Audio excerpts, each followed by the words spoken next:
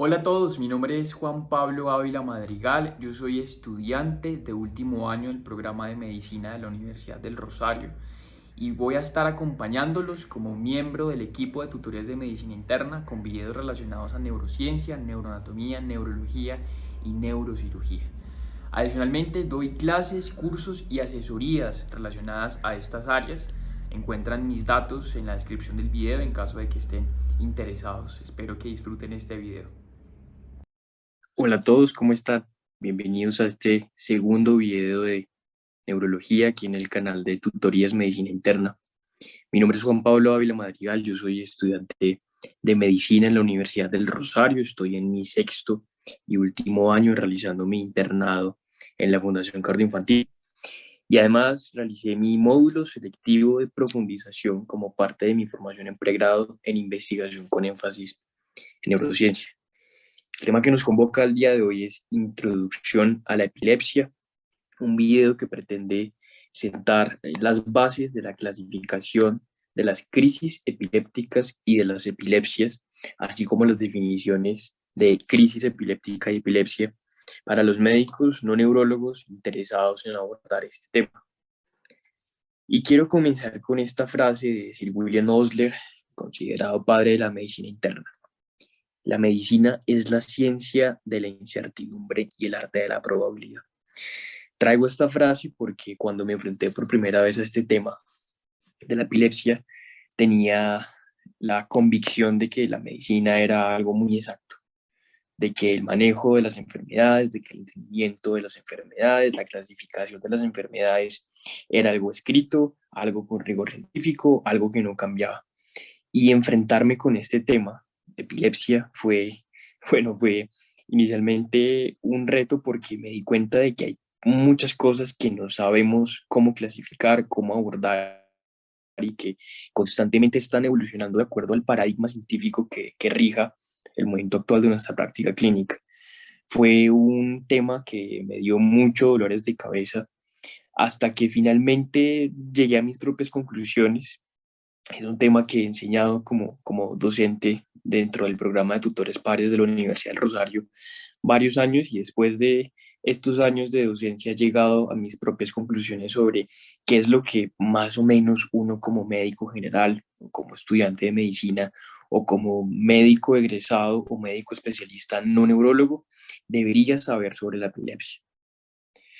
Así que todos y partiendo desde nuestra formación como médicos o desde la percepción del público general, sabemos más o menos qué es una crisis, qué es una convulsión, cómo luce una persona cuando está en este estado. Lo hemos visto en las películas, lo hemos visto en la cultura popular, lo vemos en nuestros pacientes y no hay duda alguna de que si alguien está convulsionando, aparentemente. Sin embargo, cuando uno empieza a estudiar el tema, se da cuenta de que hay muchas matices y muchas cosas por abordar. Por eso yo les traigo esta estructura en el video del día de hoy, y es primero una introducción sobre lo más relevante de la epilepsia y la forma en la que hemos clasificado a las crisis, a las epilepsias, de acuerdo pues al momento histórico y científico en el que nos encontramos. Van a advertir que dependiendo de las modalidades diagnósticas del momento que tenemos, pues entendemos diferente las enfermedades. No es lo mismo el desarrollo de la resonancia magnética hace 40 años, hace 50 años, cuando las modalidades diagnósticas quizás no eran tan refinadas. Y esto va cambiando la forma en la que clasificamos y entendemos las enfermedades. Así que este punto es el que pretendo abordar en la introducción. La fisiopatología, que es quizás una de las formas más bonitas de introducirse en el sistema nervioso. La epilepsia es un problema eléctrico de las redes neuronales y empezar a estudiar el sistema nervioso a partir de su funcionamiento biofísico es fundamental. Y posteriormente, clasificación de las crisis epilépticas, de las epilepsias y de los síndromes epilépticos. Esos son los temas que vamos a abordar en este video de introducción a la epilepsia. Cabe resaltar la existencia de esta organización, la ILAE o International League Against Epilepsy, que desde 1909 ha congregado a epileptólogos, y neurólogos y expertos de todo el mundo para intentar entender este problema. La ILAE ha procurado, ha intentado clasificar a las crisis y a las epilepsias múltiples veces. Actualmente la clasificación más vigente es la clasificación del 2017. No es una clasificación perfecta. Particularmente tengo muchos conflictos con esa clasificación, pero es la clasificación que existe y es la clasificación que debemos usar como profesionales de la salud para mejorar la comunicación, para mejorar el entendimiento de la enfermedad, para mejorar el entendimiento de la enfermedad también por parte de los pacientes y para mejorar nuestra investigación al respecto. Entonces, la idea es que todos conozcamos la clasificación, que todos usemos la clasificación y hablemos un mismo lenguaje científico en todo el mundo, y por eso es tan importante pues divulgar la clasificación ILAE 2017. Como mencionaba, la ILAE se fundó hace muchos años, en 1909. En aquel entonces, evidentemente, la epilepsia y las crisis epilépticas eran un problema médico, así un problema médico que conocemos desde registros históricos bastante antiguos. Pero se empezó a ahondar por la clasificación de este problema para poder abordarlo mejor en diferentes partes del mundo. Por eso han salido múltiples clasificaciones. Quizás la primera clasificación que se empezó a popularizar por todo el mundo fue la clasificación de Gastaut de 1969. Gastaut, el mismo que fue parte de la descripción del síndrome de Lennox-Gastaut. Y a partir del 60 y en adelante, esta clasificación se empezó a usar ampliamente. No fue hasta el 81 que la ILADE decidió por primera vez clasificar las crisis epilépticas, y luego en el 85 que decidió clasificar las epilepsias en sí mismas. Esta clasificación fue muy usada, incluso hasta hace algunos años era la forma en la que los neurólogos, nuestros profesores, entendían la epilepsia, conceptos como crisis parcial, simple, crisis parcial compleja, generalización secundaria, son conceptos que provienen de estas clasificaciones. Hubo algunas otras anotaciones adicionales al respecto. En el 2005 y en el 2014 se especificaron los conceptos de crisis epiléptica y de epilepsia. Especialmente importante, en el 2014 se describió la epilepsia como una enfermedad, y eso pues tiene una relevancia importante en la forma en la que los pacientes lo entienden y la forma en la que nosotros los entendemos.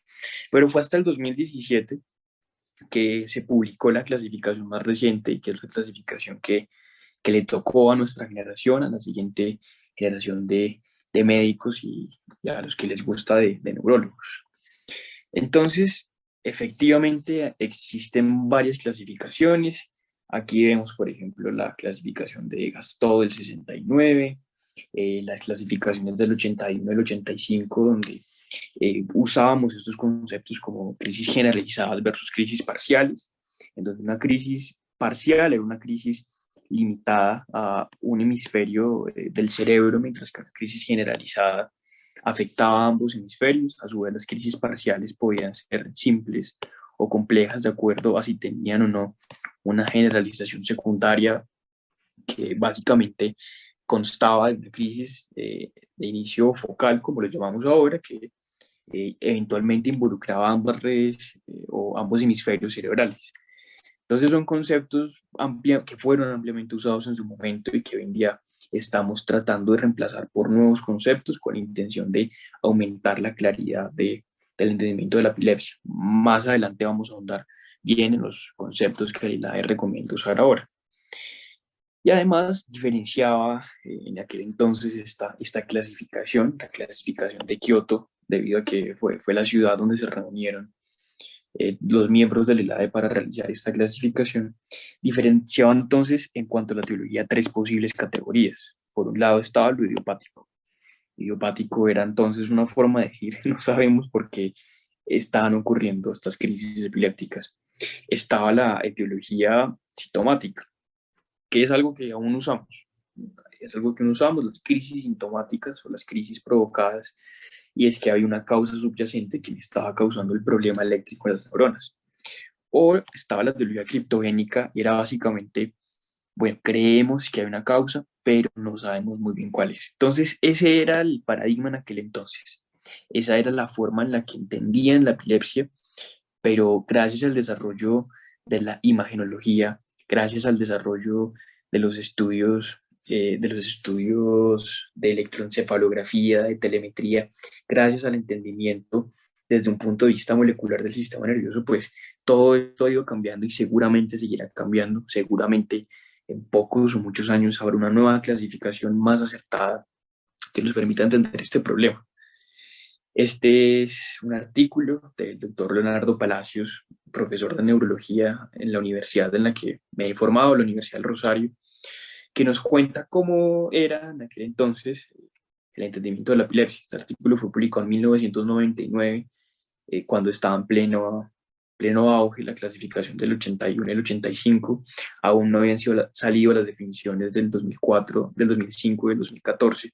Entonces, si alguno de ustedes tiene curiosidad de ver cómo era el paradigma de entendimiento en aquel entonces de la epilepsia, bueno, ese artículo está disponible para todos ustedes en Internet. Pero para culminar esta sección de introducción, creo que vale la pena aterrizar todo este recorrido histórico y semántico que hemos hecho de la epilepsia en conceptos puntuales. Y son los conceptos de crisis epiléptica y de epilepsia. Entonces, estos conceptos son del 2005 y del 2014 respectivamente, pero son conceptos que siguen vigentes. ¿Y qué es una crisis epiléptica? Y aquí hacer la aclaración de por qué no deberíamos usar el término convulsión. Concepto que, por cierto, pues es ampliamente usado por todos nuestros profesores, por todos nuestros compañeros, por incluso nuestros estudiantes. ¿Por qué no deberíamos usarlo y por qué el concepto debería ser crisis epiléptica? En inglés el concepto es seizure.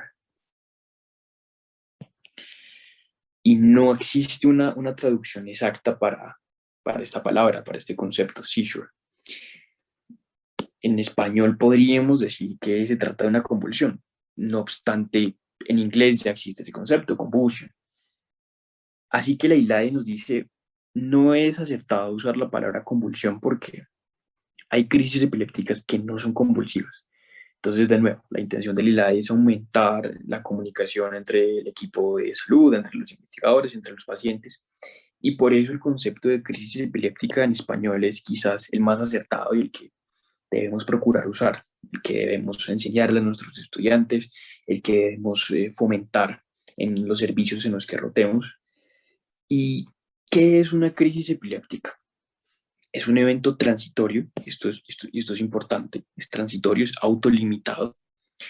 Y este evento transitorio y autolimitado se caracteriza por una clínica, es decir, unos signos y síntomas que son secundarios a dos cosas, a una actividad neuronal anormalmente excesiva o sincronizada. Yo agregaría a una actividad hipersincrónica e hiperexcitable, que son dos conceptos claves en la fisiopatología de la epilepsia. Entonces, en conclusión, una crisis epiléptica es la manifestación clínica de un problema eléctrico neuronal debido a hiperexcitabilidad e hipersincronización de un grupo de neuronas. Eso es una crisis epiléptica. Por ende, una crisis epiléptica es la manifestación clínica de otro problema subyacente, que puede ser una causa reversible de crisis epilépticas o que puede ser epilepsia como tal. Eso nos lleva entonces al segundo concepto, que es epilepsia. ¿Y qué es la epilepsia? La epilepsia es una enfermedad y además es una enfermedad crónica. ¿En qué consiste esta enfermedad crónica del encéfalo? Porque a propósito es una enfermedad del encéfalo y ya vamos a discutir un poco más al respecto. Es una enfermedad crónica en donde este encéfalo tiene una predisposición o una tendencia aumentada a hacer crisis epilépticas. ¿De acuerdo? Entonces esos son los conceptos importantes con los que quisiera terminar esta primera sección, que es la sección de introducción. Más adelante en fisiopatología, más adelante en clasificación de las crisis y de los síndromes epilépticos y de la epilepsia, vamos a discutir otros aspectos importantes, pero la conclusión grande de esta primera parte es esto. saber qué es una crisis epiléptica y saber qué es epilepsia y diferenciar que crisis epiléptica no es lo mismo que epilepsia. Un paciente que consulta al servicio de urgencias por una crisis epiléptica no tiene epilepsia, al menos no hasta que cumpla los criterios diagnósticos de la que vamos a ver más adelante. Así que para la siguiente sección, que es fisiopatología, los invito a que continúen viendo esta serie. Siguiendo con la línea del entendimiento de la fisiopatología de las crisis epilépticas y de la epilepsia, vale la pena retomar conceptos fundamentales del entendimiento del sistema nervioso, como lo son los conceptos relacionados con la actividad eléctrica normal de una célula neuronal, es decir, las propiedades biofísicas de las neuronas. Ahora, estos son los conceptos básicos y son potencial de membrana en reposo, el potencial de equilibrio para unión, la excitabilidad, que es supremamente importante para entender qué es una neurona hiperexcitable e hipersincrónica, los potenciales posinápticos, ya sean excitatorios o inhibitorios, el potencial de acción y el periodo refractario.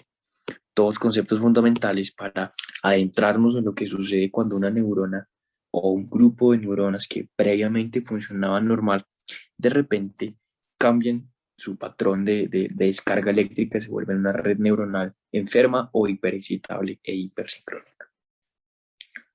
Entonces, si uno toma cualquier neurona y mide el potencial que tiene en el interior de su membrana celular, va a ver que más o menos varía entre menos 60 y menos 90, pero en cualquier caso es un potencial negativo. ¿Por qué el potencial de las neuronas y en general de las células es negativo? Hay pues varias teorías.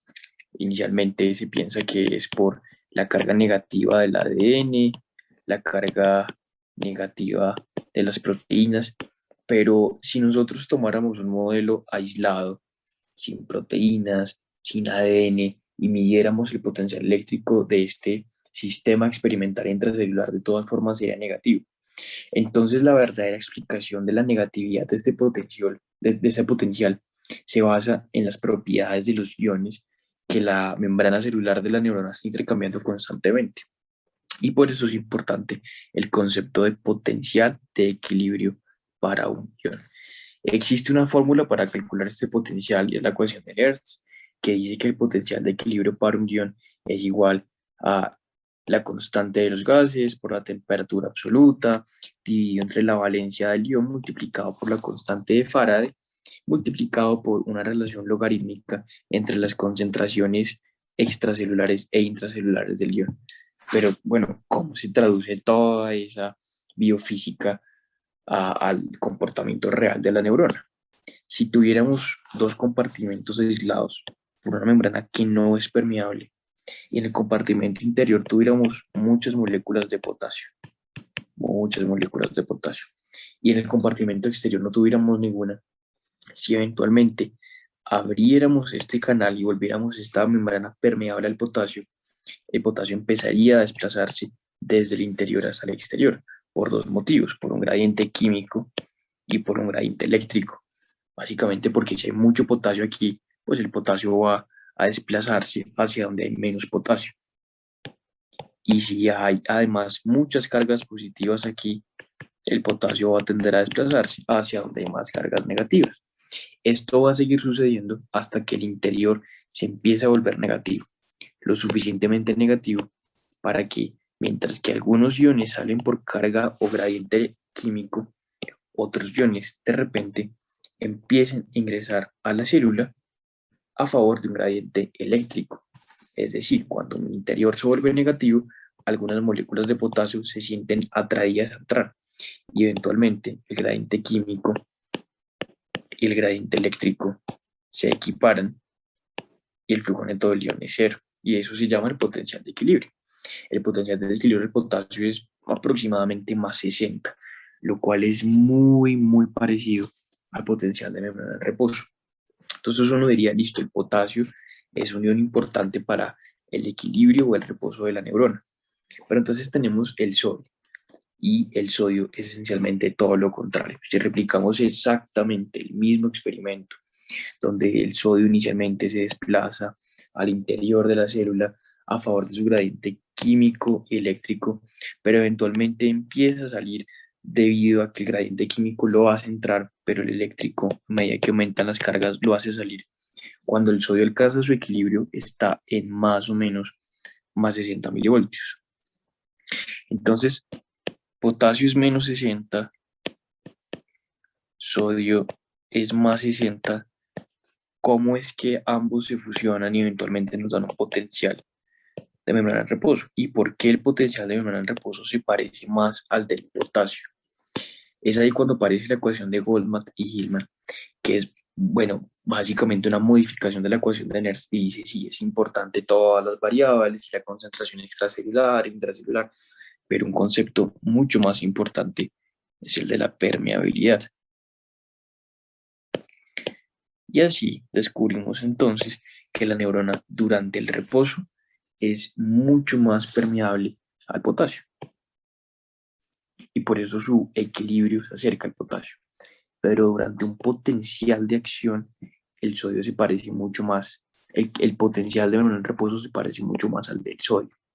Así que el sodio parece ser un elemento importante para excitar la neurona, para el potencial de acción. Y el potasio parece ser importante para el equilibrio nuevamente. Vale la pena entonces abordar el concepto de excitabilidad. ¿Qué es la excitabilidad? La excitabilidad de una neurona es la capacidad que ésta tiene de responder a un estímulo. Y esta excitabilidad, esta capacidad de responder a un estímulo se debe a que si mi neurona es negativa, cuando llegan estímulos externos que son positivos, mi neurona tiene la capacidad de responder a ese estímulo con un potencial de acción. Pero si mi neurona de base estuviera positiva, cuando llegan nuevos estímulos positivos, pues realmente no se puede evocar ningún cambio. Entonces, por eso es importante que la excitación de una neurona sea algo transitorio. Es muy importante que sea transitorio y que las neuronas tengan mecanismos para equilibrar nuevamente un potencial negativo, porque si permaneciera positivo para siempre, pues esta neurona ya no sería excitable y el sistema nervioso ya no sería funcional. Todas las funciones del sistema nervioso se basan en que las neuronas pasen de un estado negativo a uno positivo. Quizás la única excepción es la retina, en donde las células se hiperpolarizan, se vuelven más negativas cuando se activan. Pero el resto, todas las demás funciones del sistema nervioso implican un cambio hacia la positividad o excitación y por ende necesitan mecanismos para volver a la negatividad, para después volver a responder a futuros estímulos. Entonces, por eso la excitabilidad es tan importante. ¿Cuáles son los mecanismos por los cuales una neurona se excita, por los cuales una neurona se deprime y por los cuales una neurona restablece su equilibrio negativo? La neurona tiene entonces su potencial negativo, digamos que aquí está en menos 70, y va a estar recibiendo estímulos del exterior que pueden ser positivos o que pueden ser negativos. Entonces a los estímulos positivos los vamos a llamar los potenciales postsinápticos excitatorios, mientras que los estímulos negativos los vamos a llamar los potenciales postsinápticos inhibitorios. Vemos entonces en esta gráfica como inicialmente hay un potencial postsináptico excitatorio que aumenta el potencial interior de la neurona, acá hay otro, y cuando está muy cerca de llegar al umbral en el cual se genera un potencial de acción, llega un potencial inhibitorio, llega otro inhibitorio, luego uno excitatorio, y así constantemente. La neurona en su interior está teniendo la suma de múltiples potenciales excitatorios e inhibitorios. Pero cuando la excitación gana, se alcanza un umbral. Y cuando este umbral se alcanza, se abren los canales de sodio dependientes de voltaje. Y cuando esos canales se abren, el sodio entra de forma masiva a la neurona. Y cuando esto sucede, se dispara el potencial de acción. Es decir, el sodio es el elemento más importante de excitación de la neurona. Para que esto suceda, hay varios mecanismos. La sumación temporal, donde un mismo estímulo se empieza a acumular en el tiempo para permitir que la neurona alcance el umbral. Pero también está la sumación temporal, la sumación espacial, en donde múltiples neuronas descargan al mismo tiempo y hacen que mi neurona se excite y genere un potencial de acción. Ahora, como mencionamos previamente, esto es un tejido neuronal sano y requiere mecanismos que restablezcan el potencial de membrana en reposo. Requiere mecanismos que permitan que esta neurona pase de ser positiva transitoriamente a ser negativa nuevamente, y esto se conoce como el periodo refractario. Entonces, el periodo refractario es ese momento en el cual una neurona no va a responder a nuevos estímulos. No importa si llegan nuevos estímulos a través de sumación temporal o a través de sumación espacial, la neurona no es excitable y no va a responder a nuevos estímulos. Y esto se debe a las conformaciones de los canales de sodio. Un canal de sodio puede estar cerrado, como en este caso, puede estar abierto o puede estar inactivo. Cuando un canal de sodio está cerrado, el sodio no puede entrar. Lo va a intentar y no puede. Pero cuando se alcanza el umbral y estos canales de sodio voltaje dependiente se abren, el sodio puede ingresar al interior de la célula y la entrada masiva de sodio, ya sabemos que desencadena un potencial de acción con sus fases de despolarización, hiperpolarización, repolarización, en donde diferentes iones son protagonistas. Sin embargo, cuando ya es demasiado positiva la carga, el mismo voltaje que inicialmente lo abrió, ahora lo va a inactivar. Y un canal de sodio inactivo no permite la entrada de sodio, pero además no se abre con un nuevo estímulo. Esta conformación genera un periodo refractario absoluto, en el cual la neurona no va a responder a nuevos estímulos. Entonces yo tengo mi neurona y se vuelve otra vez negativa gracias a este periodo refractario. Ese es el absoluto. En el relativo, algunos canales de sodio están inactivos, pero otros están cerrados, es decir, esta conformación, motivo por el cual eventualmente si llega un nuevo estímulo, podrían responder. Estos son los mecanismos neuronales de un tejido sano, normal, pero vamos a considerar qué es lo que pasa cuando un tejido se enferma, cuando un tejido empieza a comportarse de forma anómala. Y ese es el concepto de epileptogénesis. La epileptogénesis es el conjunto de mecanismos que hacen que una red neuronal normal de repente se vuelva una red neuronal hiperexcitable e hipersincrónica, las dos características que nos pueden causar una crisis epiléptica. Entonces vemos aquí una balanza donde en condiciones normales, un normal brain o un encéfalo normal, los estímulos excitatorios y los estímulos inhibitorios se van a encontrar en equilibrio. Vemos aquí representantes de los estímulos excitatorios, como lo son el glutamato y el aspartato, que abren canales excitatorios que permiten la entrada de cationes, como discutimos previamente, y dentro de los estímulos inhibitorios tenemos GABA, que abre canales GABA tipo A o tipo B y que van a deprimir a la célula.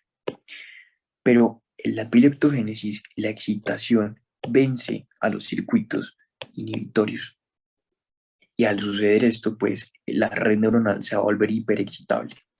Que sea hiperexcitable no es suficiente para desencadenar una crisis epiléptica, porque las neuronas pueden estar descargando de forma anómala, de forma paroxística, pero si no están sincronizadas, el paciente no va a tener su manifestación clínica, es decir, no va a ocurrir una crisis epiléptica.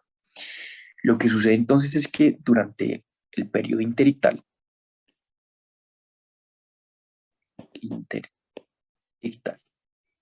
es decir, el periodo entre crisis, las neuronas van a estar descargando de forma anómala, pero al no estar sincronizadas, no pueden vencer los circuitos inhibitorios y por ende no se genera la crisis epiléptica. Es un poco la teoría que se tiene acerca de la epileptogénesis. Aquí está entonces el concepto de la epileptogénesis. Es el proceso celular y molecular mediante el cual un circuito neuronal previamente normal produce una descarga paroxística que tiene dos características. Primero, es hipersincrónica y segundo, es hiperexcitable. Es decir, que los mecanismos de acelerador o de excitación vencen a los mecanismos de freno. Aquí hay dos representantes de cada uno. Por un lado está el sodio, el principal catión, Cuando ingresa a la célula, esta se vuelve más positiva y está el cloro, el principal anión. Cuando ingresa a la célula, esta se vuelve más negativa. Si los estímulos excitatorios vencen a los inhibitorios, tenemos nuestra crisis epiléptica. Entonces aquí hay una balanza de cuáles son estímulos excitatorios inhibitorios y cómo deberían estos equilibrarse entre sí. Por ejemplo, dentro de los estímulos que provocan una crisis, tenemos sin duda alguna el glutamato, ¿cierto? El principal neurotransmisor excitatorio que actúa sobre los receptores AMPA, sobre los receptores NMDA, sobre los receptores de kainato, sobre los receptores metabotrópicos. Y de hecho, muchos mecanismos de acción de los fármacos antiepilépticos se basan en esto, en bloquear canales de sodio, en bloquear canales de calcio, en ser antagonistas del glutamato. Pero también la entrada precisamente de sodio y calcio es lo que puede generar una crisis epiléptica. Eso es lo que explica, por ejemplo, que en una hipernatremia, donde aumenta el sodio extracelular, aumente su gradiente electroquímico y eventualmente esto aumente la excitación y lleve a una crisis epiléptica. Y en el lado de la inhibición tenemos nuestros potenciales postsinápticos inhibitorios, la salida de potasio, que es lo normal, el potasio abandona la célula y esto explica el potencial negativo, o la entrada de cloro. Si yo tengo aquí mi célula y el cloro está entrando gracias a los canales GABA, pues mi célula se vuelve más negativa. Otro mecanismo interesante es el pH. El pH bajo la acidosis tiende a causar depresión del sistema nervioso gracias a los intercambiadores protón-potasio. Si yo estoy en acidosis, mi célula va a intentar disminuir los hidrogeniones del exterior a expensas de eliminar potasio.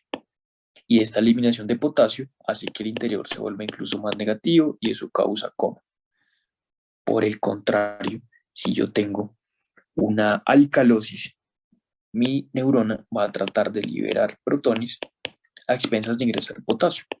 Y por eso la alcalosis puede conducir a una crisis epiléptica. Entonces, estos son múltiples mecanismos que explican cómo ocurre una crisis epiléptica. Otro ejemplo quizás valioso es la hiponatremia. Tanto la hipernatremia como la hiponatremia causan crisis epilépticas. En el caso de la hiponatremia, pues básicamente la disminución de la osmolaridad del líquido extracelular hace que el líquido tienda a ingresar a la célula, eso causa un edema celular y esta alteración estructural lleva a crisis. Entonces son múltiples mecanismos que pueden hacer que mi tejido normal de repente se vuelva hiperexcitable, pero aún no estamos hablando de epilepsia, estamos hablando de una red neuronal patológica que conduce a una manifestación clínica producto de esta hiperexcitabilidad. Eso es una crisis, pero no es sinónimo de epilepsia. En la epilepsia, diferentes mecanismos que pueden ser iónicos, que pueden ser estructurales, que pueden ser, bueno, idiopáticos, hacen que nuestro encéfalo tenga una predisposición o una tendencia aumentada a hacer crisis epilépticas. Recuerden que eso es la epilepsia, una enfermedad crónica. Y estas son las fases clásicas que describe Kandel. Dice que dentro de la fisiopatología de la crisis epiléptica tenemos nuestro periodo interictal, donde hay una actividad anómala pero no sincronizada, luego una hipersincronización, además de tener un tejido hiperexcitable, ahora está descargando simultáneamente, después una propagación de la actividad eléctrica normal cuando se vencen los circuitos inhibitorios y finalmente lo que él llama la conversión o la generalización secundaria, que como mencionamos es un concepto que ya no se usa en la clasificación actual. Como vamos a ver en el siguiente apartado, hablamos de una crisis tónico-clónica bilateral. Entonces, Kandel plantea su modelo con base al conocimiento o a la propuesta clínica de aquel entonces. En este momento nosotros tenemos el reto de integrar estos conceptos con las nuevas clasificaciones y es de hecho este precisamente el enfoque que yo creo que va a dirigir las clasificaciones del futuro, porque actualmente la clasificación de la ILAE es una clasificación operacional que pretende basarse en aspectos semiológicos, pero es muy probable que en el futuro, y entre más entendamos de los mecanismos celulares y moleculares de la epilepsia, la tendencia sea clasificar las crisis y las epilepsias desde un punto de vista fisiopatológico. Entonces creo que ese es el futuro de las clasificaciones. Por el momento, sin embargo, nuestra clasificación es netamente operacional. ¿Dónde ocurren crisis epilépticas? Y este es un detalle supremamente interesante, porque dijimos que las crisis son un problema de las neuronas. Y tenemos neuronas, bueno, en casi todo el sistema nervioso. Tenemos neuronas en el sistema nervioso central, en el sistema nervioso periférico. En el sistema nervioso central tenemos el encéfalo, la médula espinal. En el encéfalo tenemos el cerebro, tenemos el tallo cerebral, tenemos el cerebelo. Y pues si es un problema de las neuronas, teóricamente las crisis podrían ocurrir en cualquier sitio, pero no es así. Las crisis epilépticas son casi que exclusivas de la corteza cerebral y específicamente de la neocorteza, aunque también del hipocampo. De hecho, la mayoría de modelos experimentales de epilepsia son con el hipocampo. Hay muy pocas estructuras, yo creo que solo una, subcortical, que pueden producir crisis epilépticas y es el tálamo. Y usualmente son crisis de ausencia. Me parece un problema eléctrico de las neuronas, pero que esté limitado a ciertas zonas del sistema nervioso. Pues a un dato académico curioso. Y se caracteriza entonces esta fisiopatología por estos cambios de despolarización paroxística que hacen que el foco sea hiperexcitable, y esto se debe a tres elementos: la capacidad de las neuronas para desarrollar estas descargas paroxísticas, la disminución de los circuitos inhibitorios y finalmente el incremento de la excitación sináptica a través de circuitos excitatorios recurrentes. Para culminar esta sección de fisiopatología, dos conceptos finales. Primero, el fenómeno del Kindling, que es un modelo experimental en el cual si yo tengo una neurona o un tejido neuronal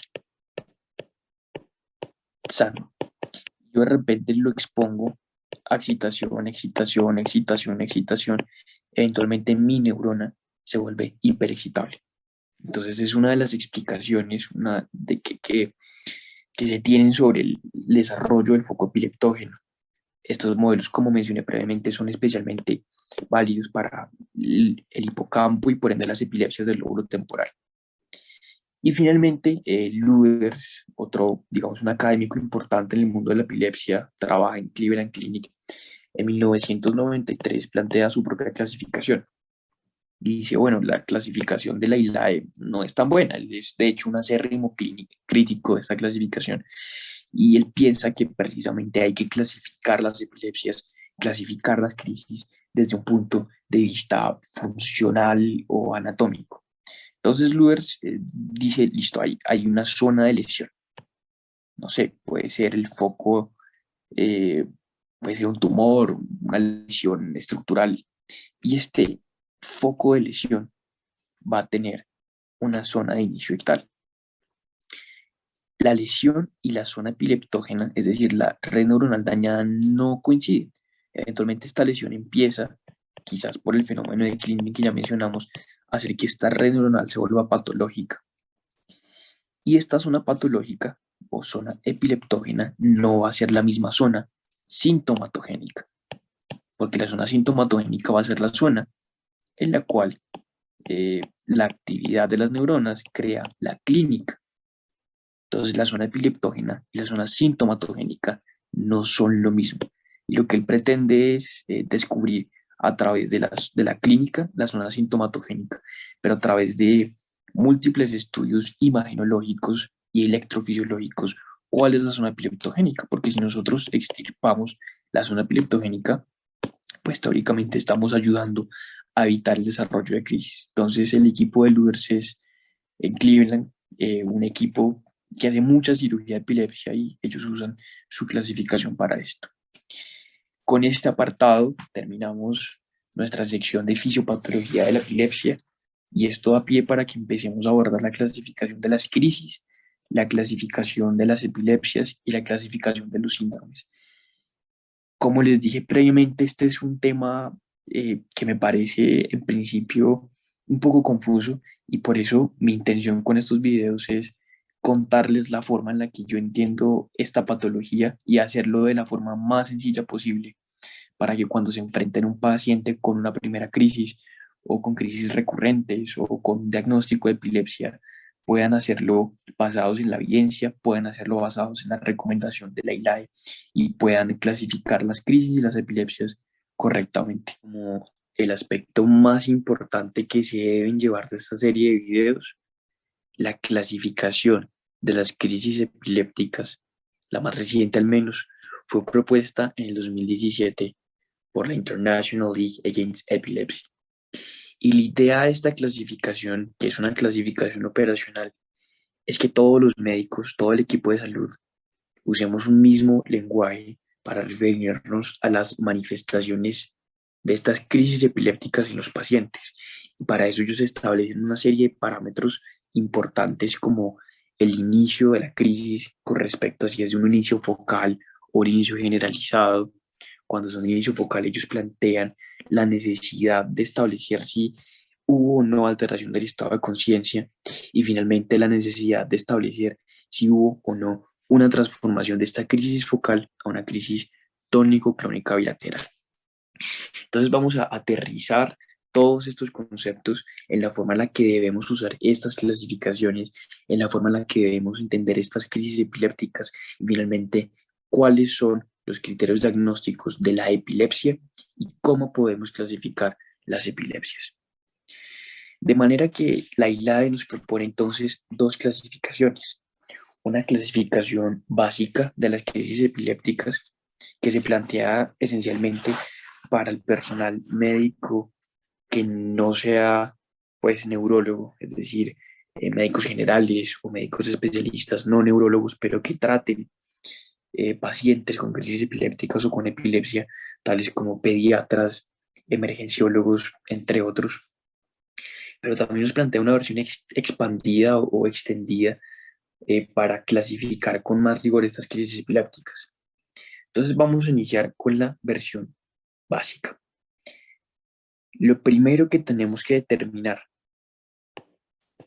cuando tengamos un paciente con una crisis epiléptica es el inicio.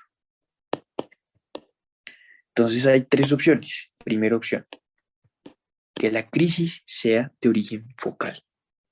Segunda opción, que la crisis sea de origen generalizado. Y además la ILAE nos plantea una tercera opción, y es que la crisis sea de origen desconocido. ¿Qué significa que sea de origen focal, generalizado o desconocido? Una crisis de origen focal es una crisis que se origina en redes neuronales que están limitadas a un hemisferio del cerebro. Por ejemplo, que mi crisis focal se origine en el giro precentral del hemisferio izquierdo, en cuyo caso, si se origina en el giro precentral del hemisferio izquierdo, es decir, la corteza motora primaria del hemisferio izquierdo, seguramente sería una crisis de inicio focal con manifestaciones motoras del lado contralateral. Esa es más o menos la idea de la clasificación, poder correlacionar la semiología de la crisis con una posible localización del foco epileptogénico o al menos de la zona sintomatogénica. Y eso es lo que se hace realmente en neurología, con todas las patologías, establecer siempre un diagnóstico sindromático, un diagnóstico topográfico y un diagnóstico etiológico. Conclusión, crisis focal se origina en redes limitadas a un solo hemisferio. ¿Qué es una crisis generalizada? Es una crisis que alcanza los dos hemisferios cerebrales, usualmente toda la corteza cerebral o el tálamo, por lo cual rápidamente se expande a todos los lugares de la corteza cerebral. Se piensa que estas crisis en realidad se originan en algún punto, pero rápidamente se dispersan hacia toda la corteza. Pero la ELAE también nos plantea la opción de, bueno, de decir que una crisis es de origen desconocido. Si realmente no sabemos cómo empezó la crisis, no tenemos ninguna pista semiológica de si el origen fue focal o generalizado, pues vamos a clasificarla como crisis de origen desconocido. Es decir, es así como saldría en nuestra historia clínica. No sabemos cómo empezó, ponemos paciente con crisis epiléptica de origen desconocido. Entonces, este es el primer reto, el inicio. Una vez hemos establecido el inicio, lo siguiente que vamos a establecer es si hay una alteración del estado de conciencia. En este caso en particular, vamos a diferenciar entonces una característica esencial de las crisis generalizadas y es que siempre tienen alteración del estado de conciencia. Recordemos que la conciencia o este concepto que ellos plantean en inglés, que no es exactamente conciencia, que es la awareness, depende de las conexiones entre la corteza y el tálamo, es decir, conexiones tálamo-corticales. Y usualmente cuando las crisis son generalizadas, pues estas conexiones tálamo-corticales van a verse afectadas y por ende siempre en una crisis generalizada va a haber alteración del estado de conciencia. Entonces uno no puede decir, es una crisis generalizada con preservación del estado de conciencia. Eso no existe porque se asume que en una crisis generalizada siempre se pierde la conciencia. Insisto de nuevo, esto de la preservación o pérdida de la conciencia no es tan claro. Tal vez una de las críticas que podríamos hacer a esta clasificación, porque awareness podría ser entendido como alertamiento, pero asimismo la isla nos dice que no es exactamente el alertamiento, no es exactamente conciencia, así que lo definen como la capacidad que tiene el paciente de saber qué está pasando en su entorno. Es un término un poco ambiguo, pero podemos interpretarlo o lo he entendido yo a mi manera como la capacidad que tiene ese paciente de relacionarse consigo mismo y con su medio, lo cual es muy parecido al concepto de conciencia. Entonces, conclusión, en las generalizadas siempre se pierde la conciencia, pero en las focales hay dos opciones. La primera opción es que no hay una alteración del estado de conciencia. El paciente tiene su crisis que se origina en el giro precentral del hemisferio izquierdo, por ende va a tener una crisis de origen focal motora con manifestaciones clínicas del lado contralateral, ya saben por qué se cruza el tracto córtico espinal y el hemisferio izquierdo controla el movimiento del hemisferio derecho, y en donde el paciente es consciente de todo lo que está pasando. Eso sería una crisis de origen focal con preservación del estado de conciencia motor. Podríamos tener una diferente combinación, una crisis de origen focal con alteración del estado de conciencia, no sé, no motora, por ejemplo, una crisis eh, sensitiva, autonómica, algún otro tipo de crisis y que se acompañe de alteración del estado de conciencia en algún momento durante la crisis. Entonces, hasta ahora vamos, primer nivel, origen. Segundo nivel, si es focal, si hay una alteración del estado de conciencia. ¿Cuál es el tercer nivel? Si es motora o no motora. Vamos a ver ahorita en la versión extendida de esta clasificación, pues que hay varias opciones dentro de cada categoría. Bueno, en esta versión básica, simplemente decir si la crisis es motora o no motora, y eso nos lleva otra vez a la idea de que el término convulsión no es el término más apropiado, porque convulsión hace referencia a una manifestación motora, y hay crisis que son no motoras. Entonces yo no puedo hablar de una convulsión no motora. Por eso es mejor decir una crisis epiléptica, como un intento de ser más precisos con la traducción al español del concepto de seizure, crisis epiléptica es quizás una buena aproximación, o una crisis y tal también. Y el último nivel, ¿sí? Primer, segundo, tercer, el último nivel, que es el cuarto, es hablar de una transformación a bilateral tónico-clónica, es decir, que la crisis empezó focal, pero en algún punto alcanza redes que propagan este evento epileptiforme hacia ambos hemisferios, por ejemplo, el cuerpo calloso, por ejemplo, el tálamo. Otra de las críticas que se le hace a esta clasificación es que altera o es un poquito más tediosa en la forma de describir estos fenómenos. En la clasificación de los 80 que se usó, pues, esta nueva clasificación, si uno quería decir que una crisis era focal y no tenía alteración del estado de conciencia, pues uno hablaba de una crisis parcial simple. O si había alteración del estado de conciencia, una crisis parcial compleja.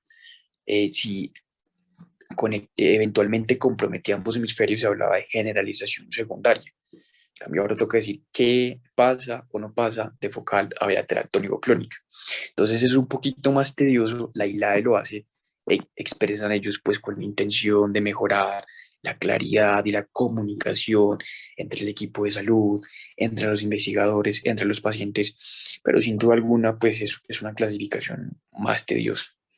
Sin embargo, pues es la clasificación actual, es la clasificación que como equipo de salud tenemos que usar en nuestras historias clínicas y esto sin duda alguna va a mejorar el registro de las variables epidemiológicas de esta enfermedad y la posibilidad de hacer investigación con esta enfermedad, que quizás es pues algo que podemos impulsar desde nuestros países y es la investigación en epilepsia.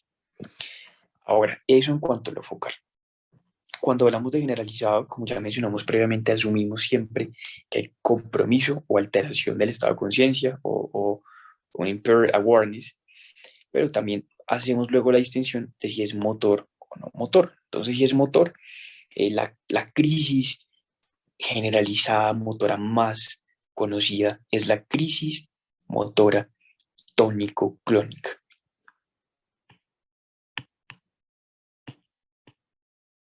La tónico-clónica, que se caracteriza por una fase tónica, donde aumenta el tono, este aspecto semiológico del sistema nervioso que depende de la contracción involuntaria de los músculos, de la resistencia pasiva al movimiento, eso que uno aprende de semiología, ese tono aumenta, la persona está hipertónica.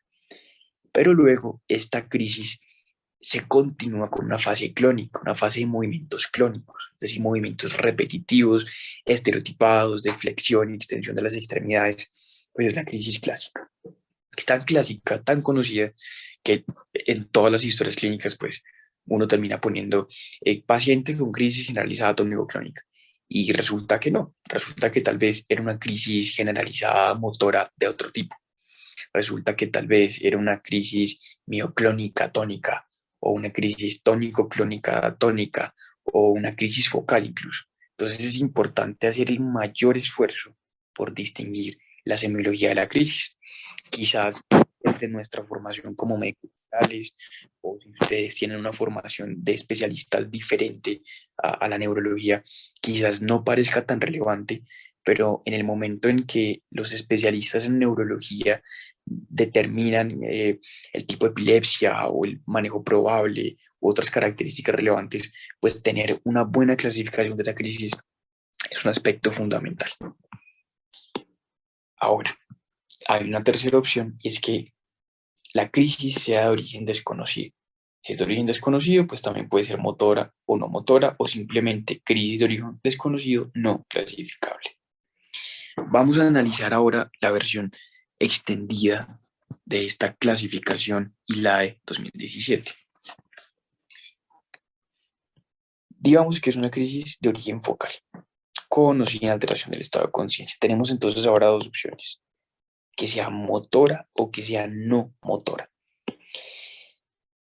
Antes de que saliera esta crisis, bueno, este tema fue quizás el primer tema que asumí como docente durante mi experiencia como tutor par de la asignatura de neurociencia de los estudiantes de medicina del Rosario. Y recuerdo que esta clasificación salió un día antes de la primera clase pues, que iba a dar de epilepsia. Y la clasificación que yo tenía en la cabeza era supremamente diferente. Una crisis focal no podía ser clónica, algo clónico implicaba que ya era generalizado. De hecho, las crisis focales se clasificaban en versivas, fonatorias y otras características pues que parecían relevantes al momento de hacer esa clasificación. Y como les conté al principio de estos videos, encontrarme con esta nueva clasificación para mí fue quizás uno de los grandes retos, al darme cuenta de que la medicina no está escrita, darme cuenta de que intentamos hacer el mejor esfuerzo por crear cosas basadas en evidencia, en este caso una clasificación operacional, pero sin duda alguna esta no es la última clasificación que nos va a permitir entender la epilepsia y seguramente en algún momento va a salir una clasificación, ojalá basada en fisiopatología, ojalá basada en otras características. Pero, ¿por qué cambiaron la clasificación? Porque se dieron cuenta de que una crisis focal perfectamente puede ser clónica. perfectamente podía ser tónica o atónica o mioclónica, que eran características reservadas para las crisis generalizadas.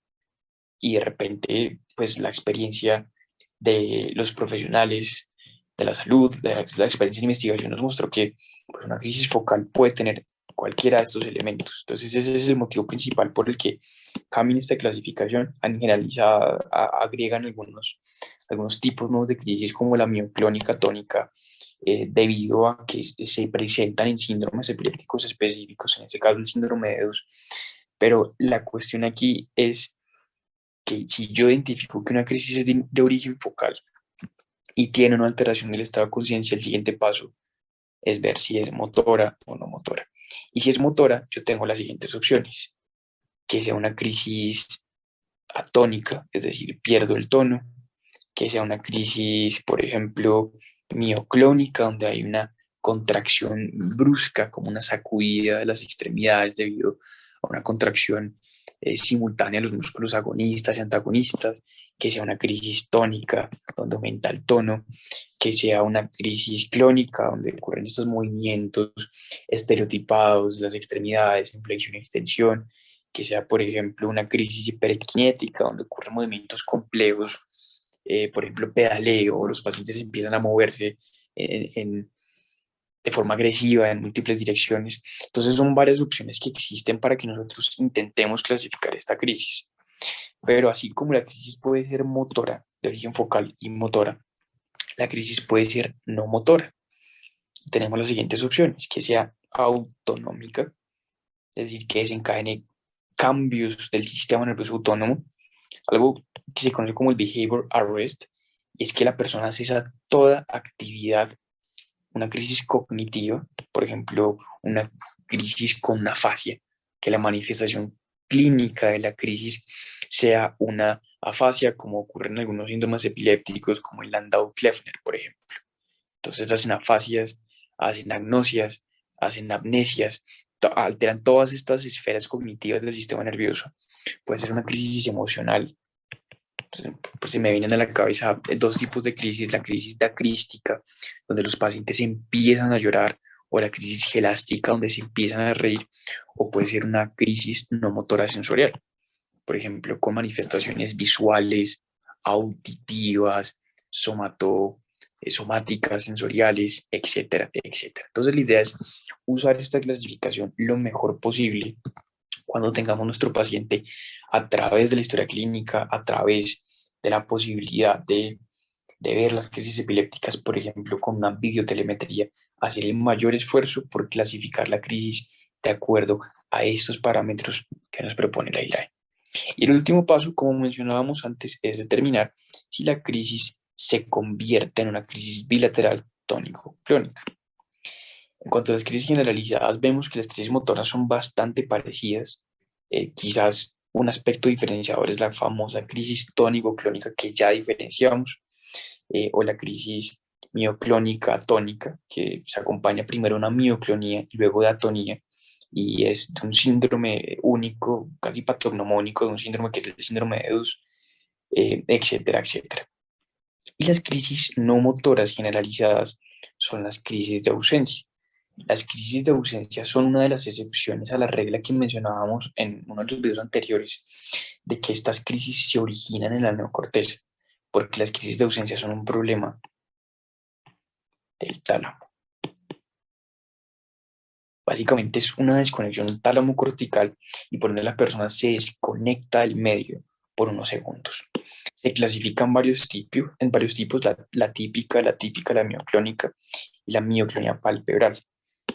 La típica ausencia, la típica crisis de ausencia se caracteriza por un episodio de desconexión de inicio abrupto, y de una recuperación completa casi de forma inmediata.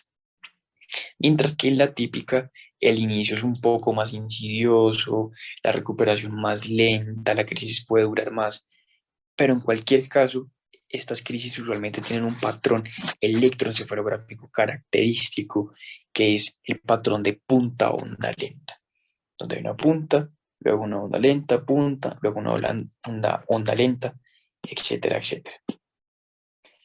Y finalmente, pues tenemos la posibilidad de que realmente la crisis sea de origen desconocido, ya sea motor o no motora, o simplemente inclasificable.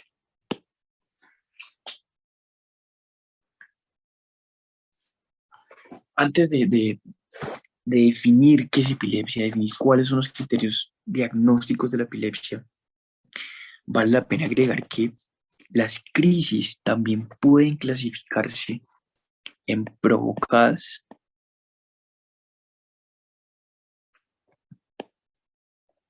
y en no provocadas.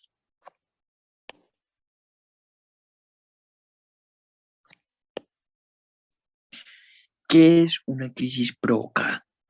Una crisis provocada, por ejemplo, es una crisis causada por una hipernatremia. Una crisis provocada, por ejemplo, es una crisis causada en un paciente que tenga una infección aguda como una meningitis. Una crisis provocada es una crisis provocada por un trauma craneoencefálico. Entonces, es sinónimo quizás de otro concepto que usamos en nuestro medio, que son las crisis sintomáticas. Eso es una crisis provocada. Una crisis no provocada implica que no hay una causa reversible de esa crisis. Vamos a ver más tarde que la epilepsia tiene actualmente al menos 6 etiologías conocidas: metabólica, infecciosa, estructural, inflamatoria, y que son causas que generan una predisposición del cerebro a hacer estas crisis epilépticas, pero no tiene alguna causa reversible que nos haga pensar que se trata de una crisis provocada. Entonces, esta diferenciación es importante porque cuando hablamos de epilepsia usamos ese concepto. La epilepsia tiene 3 formas de ser diagnosticada, tiene 3 criterios. No se necesitan los 3, se necesita uno de los 3. Entonces, veamos el criterio número 1. Podemos diagnosticar epilepsia si el paciente ha tenido 2 o más crisis no provocadas. O sea, no puede ser una crisis provocada en el contexto de una infección aguda. No puede ser una crisis provocada eh, por una alteración hidroelectrolítica. No puede ser una crisis provocada por una intoxicación aguda. Tiene que ser una crisis no provocada. De hecho, tienen que ser 2 o más crisis no provocadas. Y además, tienen que estar separadas por un lapso mayor a 24 horas. Es decir, que si mi paciente tuvo 3 crisis no provocadas, pero estas 3 crisis no provocadas ocurrieron en un lapso menor a 24 horas, ese paciente no tiene un diagnóstico de epilepsia. Tiene que estar separado por más de 24 horas. ¿De dónde sale esto? De los estudios que se hacen, de la evidencia. Esos estudios son de los 80s, 90s y nos permitieron establecer estos criterios diagnósticos. Entonces, este es el criterio diagnóstico número 1. Criterio diagnóstico número 2. Una crisis no provocada, ya no son 2, sino una crisis, pero que este paciente tenga un riesgo de recurrencia de al menos un 60% de tener una segunda crisis en un periodo de 10 años. Es decir, que tenga una crisis, pero que tenga un riesgo muy parecido al de este paciente de seguir haciendo crisis, de seguir haciendo recurrencia. Que nuestra idea con estos pacientes, nuestra idea con el diagnóstico de la epilepsia es evitar que sigan haciendo crisis. Así que si detectamos que hay un riesgo adicional en este paciente que solo ha tenido una crisis no provocada de seguir haciendo crisis, vamos a diagnosticarlo con epilepsia, vamos a instaurar un manejo médico. ¿De dónde sale ese 60%? Ese 60% se calculó en los 80s como el valor mínimo del intervalo de confianza para que este paciente tenga el mismo riesgo que este paciente de seguir haciendo crisis. O tercera forma de hacer diagnóstico de epilepsia, que el paciente tenga el diagnóstico de un síndrome epiléptico. ¿Qué es un síndrome epiléptico? Un síndrome, como todo en medicina, es un conjunto de manifestaciones clínicas y paraclínicas. En el caso de los síndromes epilépticos, usualmente se tienen en cuenta los tipos de crisis. Si decíamos ahorita, no, es que en el síndrome de DUS hay crisis mioclónicas tónicas. En el síndrome de Landau-Kleffner hay afasia. En las ausencias de la infancia, pues hay ausencia. En la epilepsia mioclónica juvenil hay crisis tónico-clónicas generalizadas. Entonces, cada síndrome tiene un tipo de crisis asociada clásicamente. Pero, ¿qué más vemos en un síndrome epiléptico? Vemos hallazgos electroencefalográficos y vemos hallazgos en imágenes.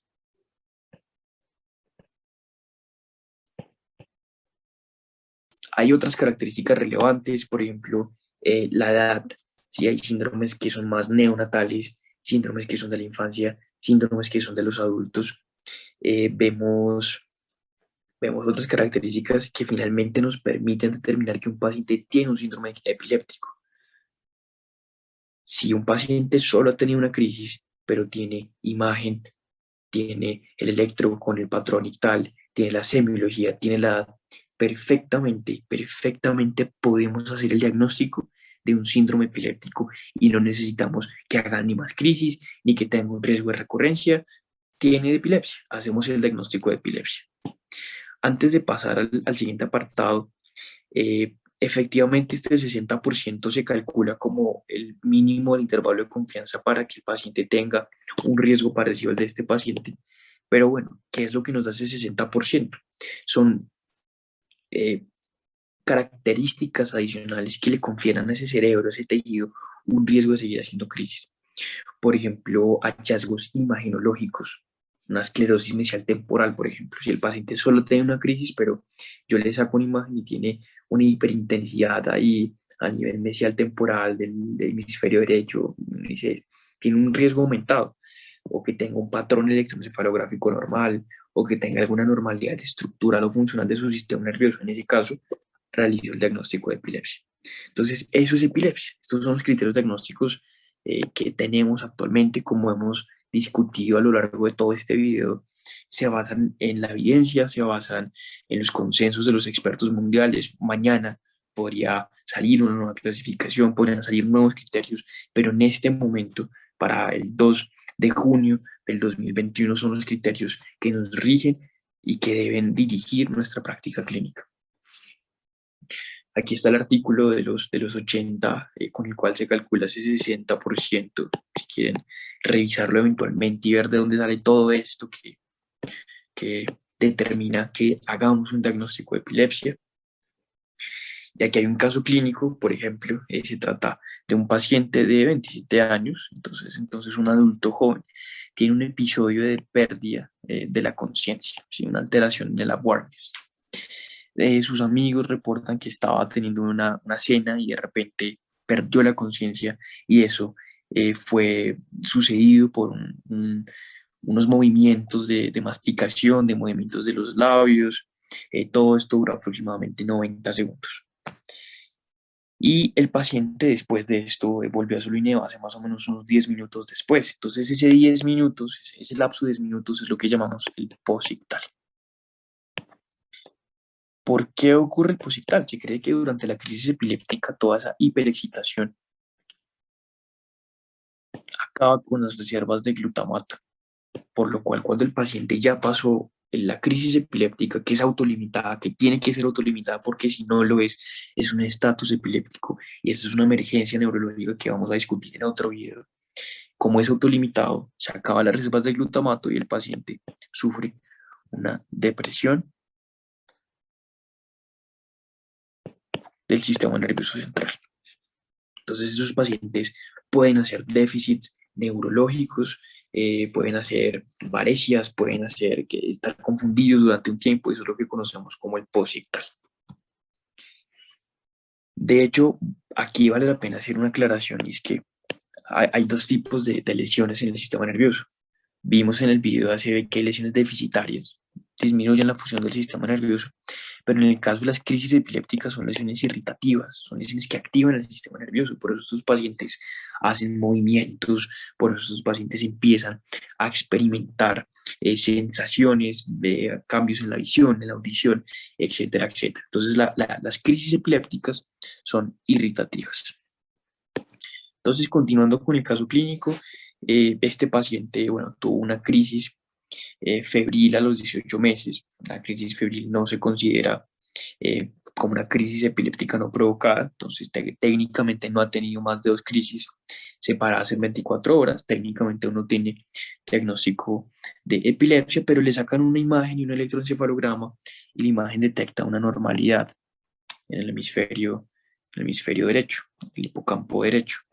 Entonces, un paciente con una crisis y además anormalidades en imágenes y en el patrón electroencefalográfico que está por aquí, pues entonces que en las derivaciones temporales hay unas alteraciones, una lentificación de las ondas. Es un paciente que tiene una crisis no provocada y un riesgo de recurrencia de al menos el 60% de hacer una segunda crisis en los siguientes 10 años. Entonces es un paciente que tiene diagnóstico de epilepsia. La ILAE plantea algo muy interesante y es, bueno, digamos que yo tengo un paciente que hace una crisis no provocada a los 5 años. Y luego consulta urgencias y tiene 86 años y hace otra crisis no provocada. La pregunta es, ¿tiene diagnóstico de epilepsia? Y es curioso porque se lo preguntan ellos mismos en su clasificación, en el artículo donde plantean la clasificación, y la respuesta es, bueno, sí, técnicamente tiene diagnóstico de epilepsia y insisten nuevamente en que es una clasificación operacional, que no es perfecta, pero pues que es lo que tenemos que usar. Entonces, digamos que los síndromes epilépticos no tienen una clasificación oficial de la ILAE, no existe, pero son bien aceptados entre la comunidad de especialistas, incluso la ILAE tiene una página que es epilepsydiagnosis.org, donde están todos los síndromes epilépticos clasificados por edad, clasificados por etiología. Pero a grandes rasgos, los síndromes epilépticos tienen como características principales la semiología de las crisis, los hallazgos paraclínicos y la edad de inicio. Algunos de ellos tienen compromiso neuropsiquiátrico o el neurodesarrollo y algunos de ellos tienen disparadores o atenuantes bien identificados. Finalmente, y con relación a la causa de la epilepsia, se distinguen actualmente 6 etiologías. Estructural, por ejemplo, la esclerosis mesial temporal; genética, hay muchísimos genes relacionados con síndromes epilépticos específicos, muchas veces son canalopatías que alteran todo ese funcionamiento normal de la excitabilidad neuronal que discutimos previamente. Una etiología infecciosa que es lo más frecuente en el mundo. La principal causa de epilepsia en el mundo es infecciosa, y hay que hacer aquí la distinción entre la infección aguda, que vamos a representar con el número 1, y la secuela infecciosa, que es la epilepsia en sí misma, que es el número 2. Yo puedo tener una meningitis aguda que me cause una crisis epiléptica, pero esto sería una crisis provocada, sin duda alguna. Pero si yo tuve una meningitis o más usualmente una infección por toxoplasmosis, por citomegalovirus, por neurocisticercosis, esas lesiones pueden dejarme de forma crónica una epilepsia. Entonces es importante diferenciar entre la infección aguda, que me va a causar crisis provocadas, y la epilepsia como consecuencia de la infección en sí misma. Alteraciones o etiologías metabólicas, inflamatorias, por ejemplo, la encefalitis autoinmune, el famoso síndrome anti-NMDA, puede dejarme de forma crónica una epilepsia. O si de verdad no se sabe cuál es la etiología de la epilepsia en ese paciente, pues una etiología desconocida. Quisiera contarles que doy clases particulares a través de un proyecto en docencia personal que se llama Academia de Neurociencia. Esta es mi página donde están todas mis clases y cursos. Cuando alguien desea tomarlos, pues les creo un usuario y tienen acceso a todo el material. Pueden contactarme a mi Instagram, que es @Juan Pablo Ávila Madrigal, o a través de WhatsApp a mi número 310-786-6657. En caso de que tengan cualquier duda, sugerencia, inquietud, de que deseen plantear una discusión académica en torno a estos temas, estoy totalmente disponible y abierto a tener estas discusiones con ustedes. Así que les doy gracias por haber visto este video. Espero que haya sido de utilidad para todos ustedes y